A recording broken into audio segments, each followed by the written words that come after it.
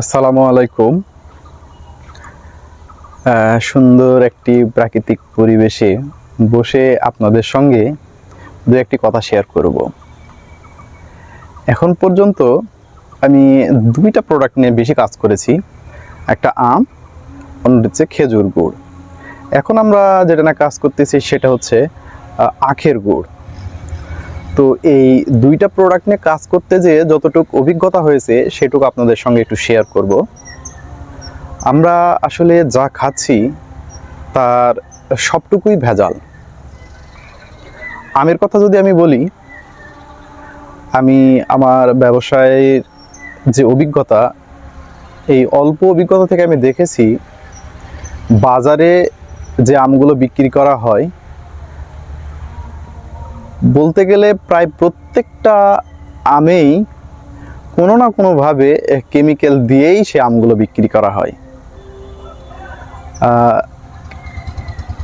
Chemical ছাড়া আম বিক্রি হয় এইটা খুব কম।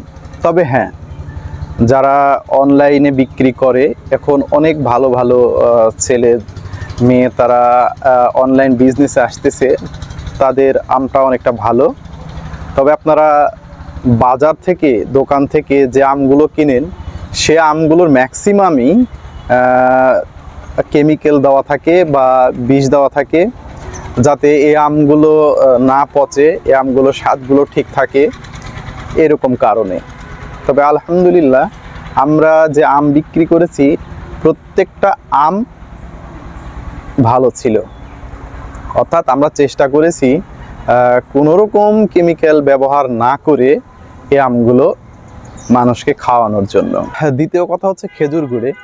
ম্যাক্সিমাম খেজুর গুড়ে আমরা দেখেছি যে ভেজাল দেওয়া থাকে। এমনকি আমি যখন প্রথমেই খেজুর গুড়টা নিয়ে কাজ করা শুরু করলাম, তখনও এই খেজুর গুড়ে, অর্থাৎ আমি যাদের কাছ থেকে খেজুর গুড়টা বানিয়ে নিই, তারাও এই খেজুর গুড়টাতে বিভিন্ন ধরনের জিনিস ব্যবহার করত। তবে আলহামদুলিল্লাহ, আমি তাদের সাথে যুক্ত হওয়ার পর এই জিনিসগুলা বন্ধ করতে পেরেছি। খেজুর গুড়েও আপনি যে বাইরে থেকে যে খেজুর গুড়গুলো কিনবেন বা কম দাম দিয়ে বাজার থেকে যে খেজুর গুড়গুলো কিনবেন, সে ম্যাক্সিমাম গুড়েই আপনি ভেজাল পাবেন। হয়তো আপনি দেখে বুঝতে পারবেন না এখানে ভেজাল আছে কি নেই। তবে আমাদের ব্যবসায়িক অভিজ্ঞতা থেকে আমি যেটুকু বলতে পারি যে যারা স্বচ্ছতার সঙ্গে ব্যবসা করেন তাদের কথা আলাদা, নতুন যারা উদ্যোক্তা হচ্ছেন তাদের কথাটা আলাদা। তবে গতানুগতিক যে দোকান থেকে আপনি নিচ্ছেন, সে দোকানগুলোতে যে গুড়গুলো পাওয়া যায়, এমনি গুড়, খেজুর গুড়, আখের গুড়, যে গুড়ই নেন, প্রত্যেকটা গুড়েই কিন্তু ভেজাল থাকে। আর এই ভেজালটা খুব খারাপ, ক্ষতিকর একটা ভেজাল। মানুষের স্বাস্থ্যের জন্য যেগুলো খারাপ, সে উপাদানগুলো এই গুড়গুলোতে ব্যবহার করা হয়, যাতে গুড়ের কালারটা ভালো হয়, গুড়টা দেখতে ভালো হয়, এই জন্য আর কি। আবার অনেক সময় কি রং ব্যবহার করা হয় যে গুড়ের কালারটা সুন্দর করার জন্য। এগুলো খুবই দুঃখজনক। এগুলো যে শুধু ব্যবসায়ীদের দোষ দেবেন তা কিন্তু নয়। এখন আমরা যে গুড়টা বিক্রি করতেছি এটা আখের গুড়। আখের গুড়টা যেটা অরিজিনাল আখের গুড়, সেটা কিন্তু একটু কালো হয়। কিন্তু আপনি বাজারে যখন এই কালো গুড়টা বিক্রি করবেন, তখন কিন্তু মানুষ এই গুড়টা নিতে চাইবে না, সাদা গুড়টা পছন্দ করে। তো যারা বিজনেস করে তাদেরও টার্গেট থাকে যে আমার পণ্যটা যাতে বিক্রি হয়।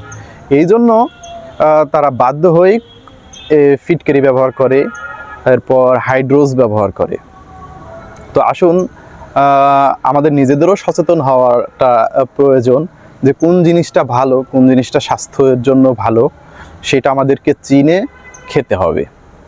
এবং যে জায়গা থেকে আমরা গুড় হোক, আম হোক বা অন্য যে কোনো প্রোডাক্টই হোক আমরা নিচ্ছি, সে জায়গাটা আপনাদেরকে নিশ্চিত করতে হবে যে যার কাছ থেকে নিচ্ছেন বা যে কোম্পানির কাছ থেকে নিচ্ছেন সেইটা ভালো কি মন্দ।